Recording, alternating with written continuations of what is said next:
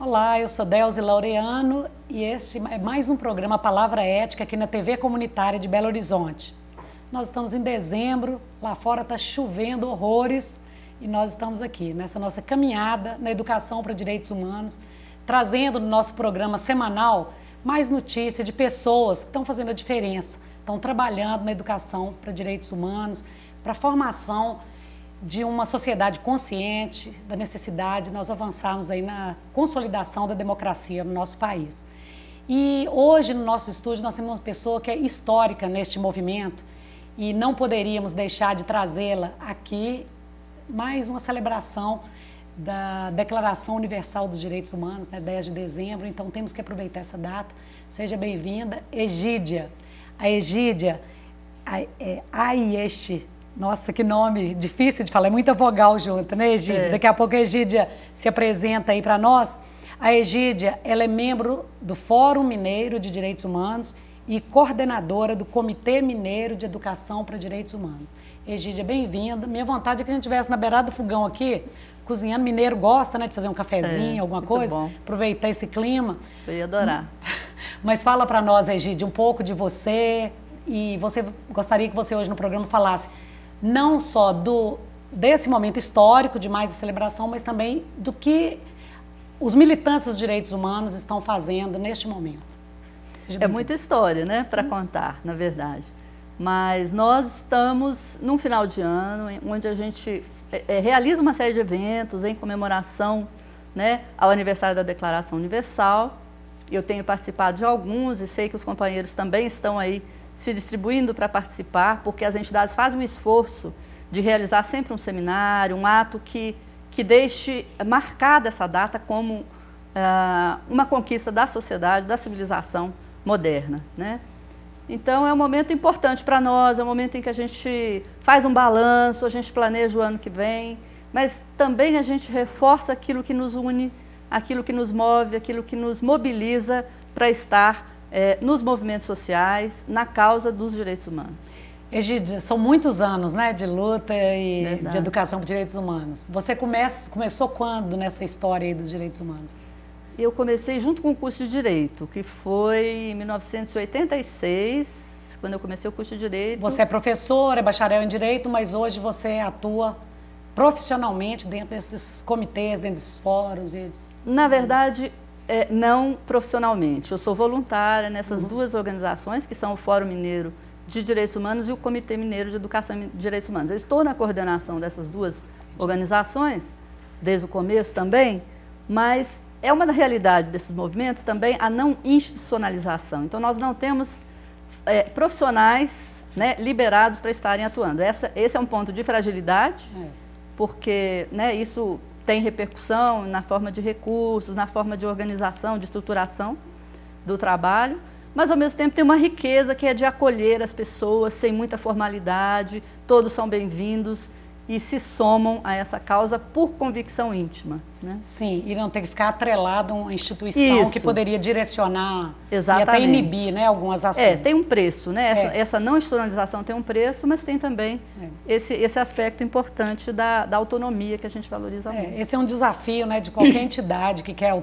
ter autonomia. Se por um lado ela se atrela a alguma instituição como o Estado, ela acaba tendo que caminhar meio que refém, né? Senão... Mas, enfim, vamos passar aqui para alguns pontos, Egídia, que eu gostaria que nós trabalhássemos aqui no programa hoje. Qual o significado, ainda hoje, 2011, da Declaração aí de 48, Declaração Universal dos Direitos Humanos? Bom, ela foi, na verdade, fruto de um processo muito longo, ela também não se deu de repente, né? Mas ela continua sendo um marco, né? Um marco ético, um patamar, né, de um pacto, vamos dizer, civilizatório entre as nações. Ou seja, ela estabeleceu um marco a partir do qual não se poderia mais retroceder. Ou seja, ela vai estabelecer um princípio ou uma utopia dos direitos humanos que vai dizer que todos são iguais em dignidade e direitos. Então, ninguém pode ser submetido, né, a violações aos seus direitos sem estar tendo que violar, sem estar, dessa forma, violando os chamados direitos humanos. Então, a partir daí, não existe mais hierarquia entre as pessoas, por qualquer razão que seja, né, do ponto de vista da lei e do ponto de vista ético, né? Egídio, mas quer dizer, são vários teóricos mergulhados aí nessa questão da teoria dos direitos humanos. Sim. E quando nós falamos de uma declaração universal, e há uma tendência a universalizar por uma visão ocidental de mundo. Exato. E nós temos vários movimentos aí, quer dizer, de um pluralismo cultural que começa a exatamente marcar a posição, porque num primeiro momento essa promessa de universalidade, ela é uma universalidade ocidental. Então nessa nossa sociedade hoje tão complexa, como que você vê, a Declaração de 48, ela está superada por essa tensão aí entre universalidade e o pluralismo e universalismo, né? Como que você vê isso? Na verdade, a declaração, como todo instrumento, né, de normatização, ela tem que ser constantemente atualizada, ela tem que ser posta em discussão, ela tem que ser revista e talvez até, em alguma medida, transformada, né? Mas o principal dela é que ela seja também apropriada em certos pontos. E eu entendo que com os pactos internacionais que vieram depois, a nossa Constituição Federal e várias constituições incorporaram o texto da Declaração Universal, mas também atualizaram as suas realidades. Então, eu vejo essa queixa do eurocentrismo, por exemplo, né, de ela ter como referência ainda só o Ocidente, é um ponto que eu entendo que já merece uma atualização e uma superação, porque os próprios povos já se apropriaram desses direitos e já sentiram que eles são de todos e não apenas de uma determinada categoria, né? Há uma releitura desses direitos também e há questionamentos desses direitos por parte de outras culturas, de outras nações. Mas isto não invalida, vamos dizer, o que ela estabelece como princípios de convivência entre as nações e seus nacionais. Ou seja, os princípios da igualdade, o princípio da solidariedade e o princípio da liberdade, que são, de certa forma, presentes em todos esses instrumentos, né? Então, eu vejo que as críticas, né, a elas são importantes para nós também atualizarmos esse instrumento, e eu acho que isso é feito constantemente nos movimentos sociais, nas lutas sociais, quando a gente coloca alguns direitos que foram conquistados e outros que ainda estão para serem conquistados, né? Agora, tem uma reflexão que eu achei muito interessante da Agnes Heller, que é, de certa forma, contemporânea de Hannah Arendt, onde ela diz que os direitos humanos não são a linguagem do Ocidente, a língua máter do Ocidente, mas a língua que permite a comunicação de todas as línguas. Tá? Eu achei isso muito interessante. Essa dimensão dos direitos humanos como aquilo que possibilita o diálogo entre as diferentes culturas, entre as diferentes pessoas, né? Então, eu considero que ela ainda tem essa dimensão muito importante que precisa ser atualizada constantemente e posta em diálogo pelos movimentos e pela sociedade. Às vezes eu vejo que os direitos humanos ele tem que ser efetivamente uma trilha, não um ponto de chegada, né? Porque o que a gente vê é a força do Ocidente, principalmente de uma sociedade tecnicista, que tem um modelo de desenvolvimento de progresso fundado no capitalismo ou de alguma forma, quer dizer, num poder econômico, porque o socialismo também ele concentrou muito poder, né? Quer dizer, você acaba incluindo pelo consumo, né? Exato. Então, os países ou essas comunidades que têm uma vida mais simples também almejar uma conquista de direitos humanos e ser inserida pelo consumo, não sei, é um desafio aí. Nós temos que ter temos que comemorar mais aniversários para pensar sobre isso, né? Egídio, eu gostaria que você pensasse o seguinte, e com relação às violações de direitos humanos? Hoje, tantas violações e nas instituições, instâncias que nós temos, que nos auxiliam até de denúncias do Brasil, ou de tantos estados, violação de direitos humanos, você acha que nós avançamos? As violações continuam acontecendo e num número elevadíssimo, e todos os jornais, todos os dias, nós temos notícias disso, né? E é importante essa reflexão quando a gente pensa na Declaração Universal, né? Porque o que a gente vai perceber historicamente é que não basta você estabelecer declarações, pactos, leis, instrumentos normativos de qualquer ordem, se esses instrumentos não forem realmente parte de uma cultura, né, e das práticas sociais de uma coletividade. Então, você tem um país adiantado do ponto de vista normativo, que é o caso do Brasil, que tem uma Constituição avançada em vários aspectos, claro que merece também revisão em outros, né, ou pelo menos uma rediscussão de outros, atualização, mas no que a gente chama de caldo de cultura, que é, de certa forma, muito dominado pela questão econômica, como você já ponderou, né?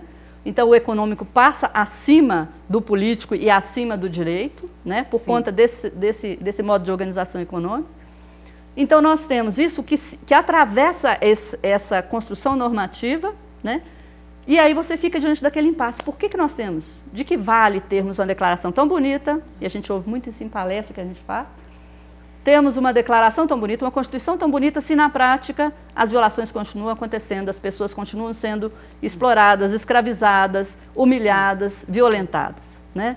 Então, aí que vem uma outra dimensão dos direitos humanos, que é exatamente possibilitar a comunicação, para que a sociedade, e hoje eu vejo os movimentos sociais como protagonistas desse processo, possam colocar em debate esses pontos de que justiça nós queremos, de que sociedade nós queremos, né, para transformar essa realidade a partir dos que vivem essa realidade, não apenas, né, continuar tendo como referência o patamar daqueles que detêm o poder.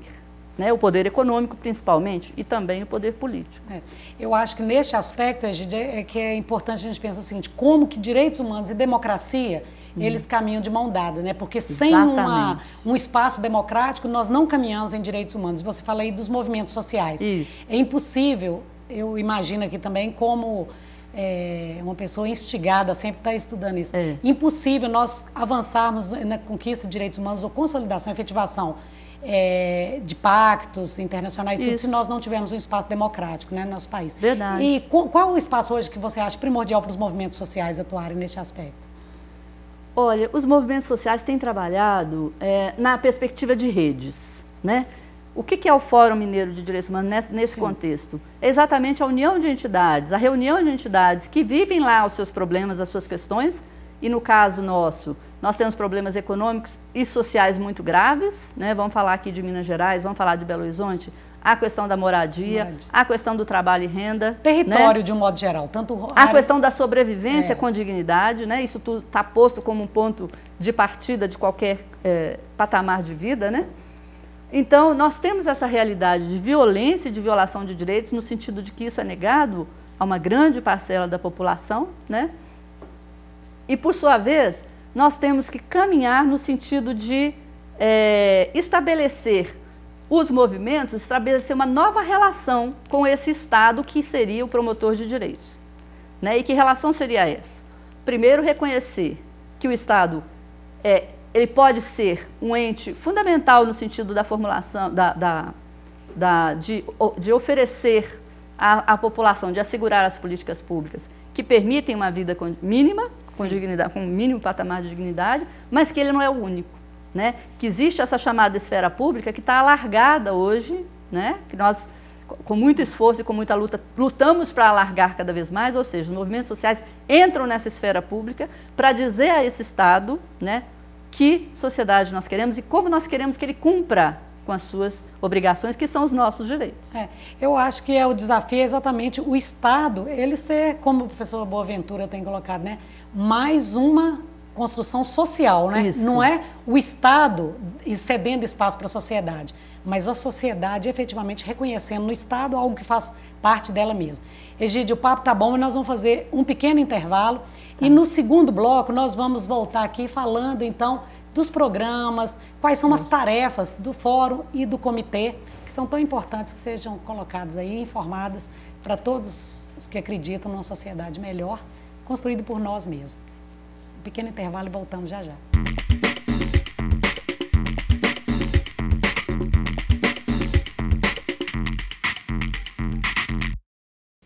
Sempre que a senhora me vê na televisão, a senhora logo pensa: oba, tem produto de limpeza novo chegando. E tem. Só que este é um produto que vai deixar o seu filho de cara limpa e que vai acabar com toda a sujeira que as drogas estão querendo fazer com ele. Que é tão fácil de usar. Quer ver? Toda vez que aparecer alguém oferecendo drogas, a senhora pede para o seu filho usar as mãos e fazer assim para as drogas.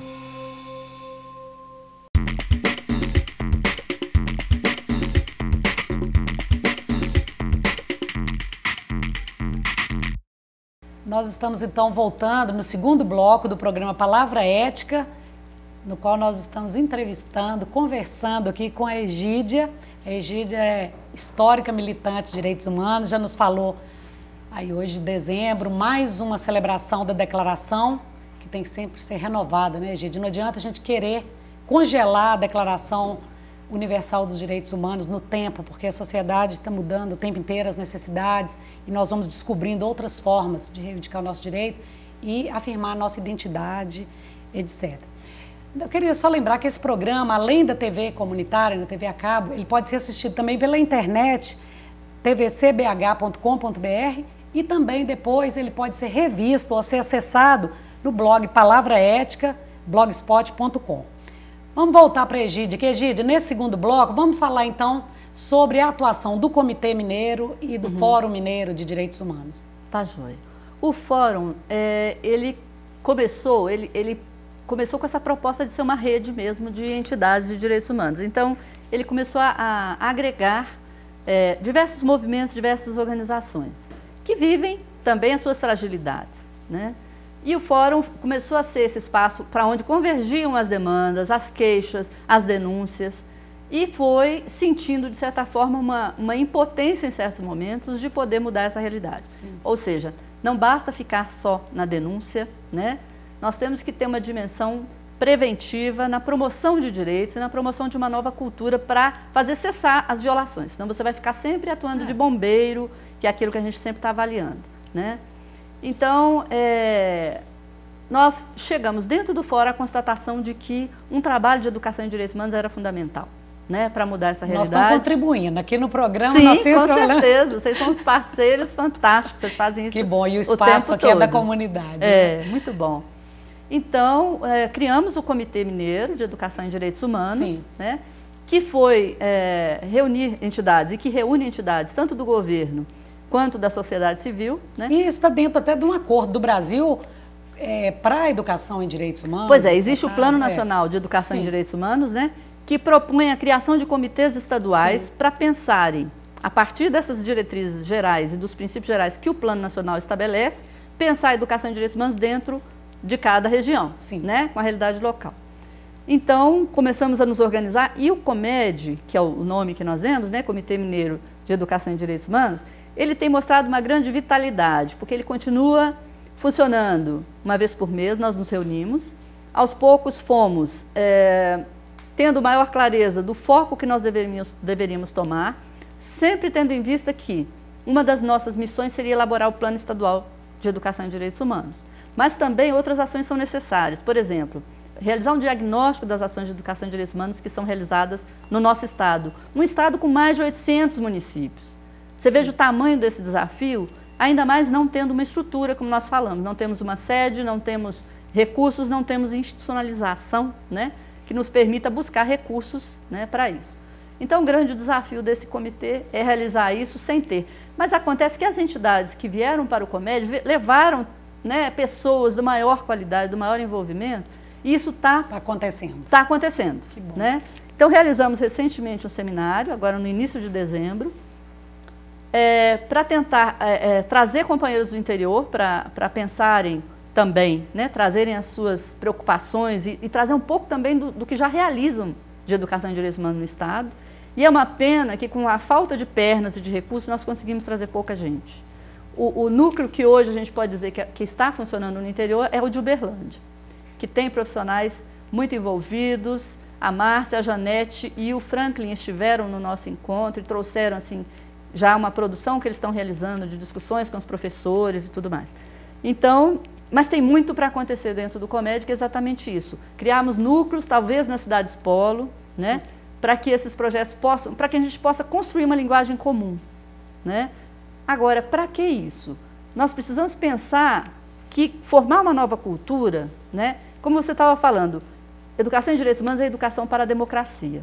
Não basta termos politicamente instituído, juridicamente instituído que nós temos um regime democrático, se na realidade nós não vivemos essa democracia tal como nós nos comprometemos na nossa declaração, na nossa Constituição Federal. E nós já tivemos a oportunidade de conversar, até na Assembleia, nós duas participando de uma audiência pública, eu me lembro, A gente mostrando, não adianta também fazer uma aulinha de direitos humanos. O direito humano, ele perpassa, quer dizer, todas as atividades. E hoje, às vezes, me dá até um pouco de impaciência quando nós ainda somos rotulados, os defensores de direitos humanos, vocês gostam de proteger bandido. Então, as pessoas muitas vezes não percebem a violência quando há um desrespeito à forma de pensar da outra pessoa, quando é negado todo o acesso a uma sociedade, às vezes uma renda mínima, né? Às vezes a pessoa não tem direito a se locomover dentro da cidade, e a pessoa não percebe a violência nisso, né? Então eu acho que a educação para os direitos humanos, às vezes ela contribui exatamente para alargar, né, essa capacidade das pessoas de verem, não? Sim, ela tem um movimento que nós esperamos que aconteça, né? Porque eu acho que isso é um processo, né?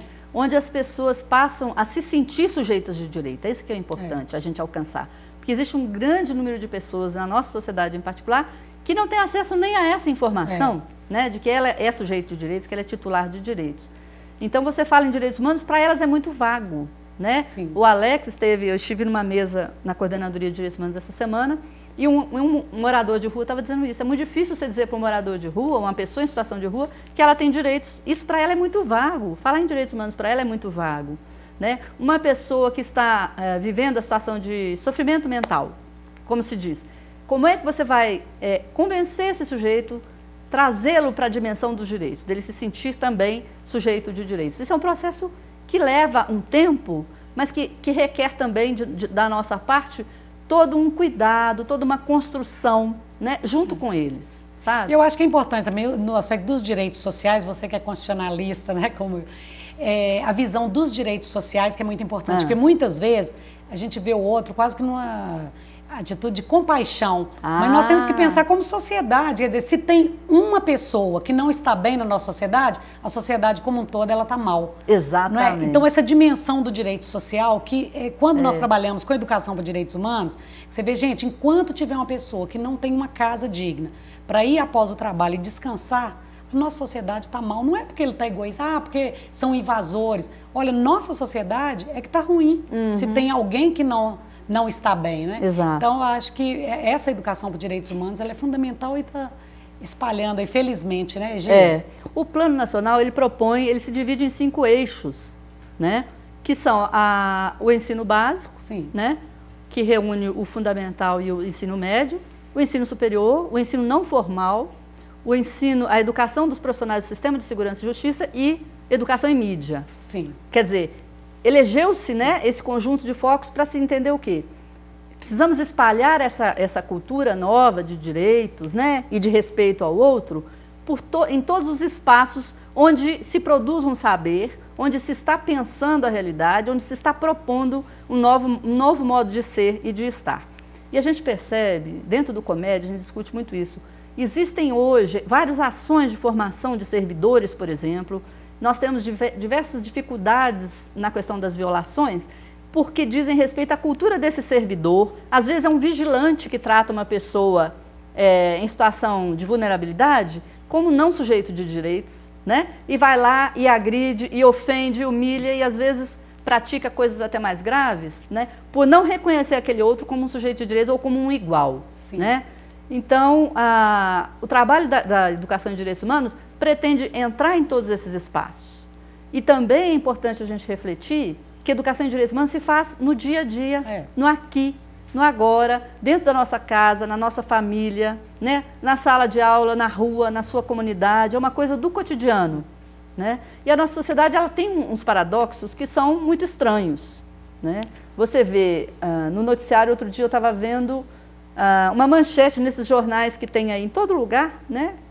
Eu nem sei o nome deles, mas não me lembro agora o nome, mas dizia assim: mãe surtada está presa, ou foi presa, uma coisa assim. Mãe surtada, quer dizer, está dizendo que ela está fora do seu juízo. Se ela está surtada, ela está num processo de comprometimento psíquico. Ela está atrás das grades. Será que é isso que nós temos que fazer para resolver o problema da violação que ela praticou contra seu filho? Né? Uma violação de direitos justifica a outra violação? Então, a lógica, às vezes, que passa na sociedade é muito essa: responde à violência com uma outra violência. Então, a ideia da educação em direitos humanos é as pessoas perceberem a importância da democracia, que supõe o quê? O diálogo, né? eu e meus vizinhos temos um problema. E a impossibilidade de qualquer democracia sem um mínimo de igualdade, né? Porque as desigualdades... Mas o diálogo já supõe que eu te considero um igual. Porque senão nem é diálogo, senão né? não é diálogo, senão é dominação, né? Aquilo que a gente vê. Uma outra coisa que nos preocupa muito em termos das violações hoje, essa situação das internações compulsórias. É isso que eu queria que você enumerasse para nós aqui. Quais são as violações, as mais absurdas situações que têm chegado aí para vocês? Na verdade são tantas, né? Mas uma que nos afligiu o ano todo e tem afligido nos últimos anos é a questão das ocupações urbanas, ou seja, o espaço urbano não é da cidade, não é de todos os membros da cidade. As pessoas têm que lutar pela moradia, correndo riscos de serem tratadas como bandidos, né? E lutando por um direito que está estabelecido na Constituição, que é o direito à moradia, elas são tratadas como criminosos, muitas vezes, né? E ficam fragilizadas diante da própria sociedade, que não percebe esse movimento delas. E não sendo reconhecido também, não tem direito ao endereço, aquela velha história. Não tem direito uma negação de direitos leva a outra. A pessoa em situação de rua, que já é um quadro também muito grave, também está exposta a um olhar da sociedade que nega a sua dignidade, né? A sua existência como um igual, isso totalmente é negado, né? E o próprio poder público, muitas vezes, que vai tratar essa pessoa de uma forma higienista. Vamos tirá-lo da frente, né, da visão, para que a cidade fique mais bonita, entre aspas. Ou seja, vamos esconder o que não está bom, o que não está certo, né? Para que isso possa, de certa forma, ser apagado, né? Gostaria de levar uma questão que eu tenho observado também, os dependentes químicos. Exatamente. Eu vejo o sofrimento das famílias, porque a nossa sociedade, ela tem lidado com o problema, que é da dependência química, principalmente o crack, e a sociedade, o Estado, não tem conseguido dar amparo para as famílias. Acaba virando um problema para as mães, para as famílias. Eu tenho sentido assim, muita necessidade de ser solidário, e a gente não sabe muitas vezes como. Chega esse tipo de problema muito lá para vocês também? Sim, as famílias sofrem terrivelmente com o quadro de ter um membro da família com sofrimento mental, né? Eu mesma tenho uma irmã em São Paulo que tem sofrimento mental e eu vejo esse drama como é que é, né? Agora, a questão do dependente químico, ela é muito grave porque o Estado, mais uma vez, o que ele faz?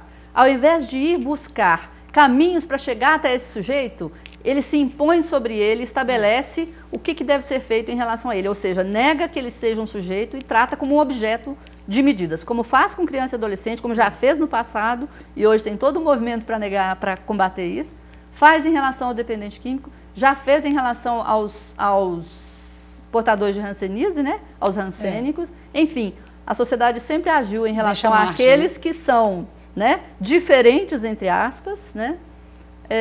Dessa forma autoritária e violadora de direitos. Então, o dependente químico, o que está acontecendo com ele? Ele está sendo internado, né, compulsoriamente. Tem aqui um relatório que foi feito pelo CRP, das inspeções realizadas nessas entidades, nessas residências terapêuticas, né, que é um eufemismo para manicômios, uma nova forma, né, onde não tem equipe técnica especializada, onde uma crença é imposta a eles, onde eles não são respeitados de forma nenhuma e só são levados ao atendimento médico na hora em que a crise de abstinência já está no nível do insuportável.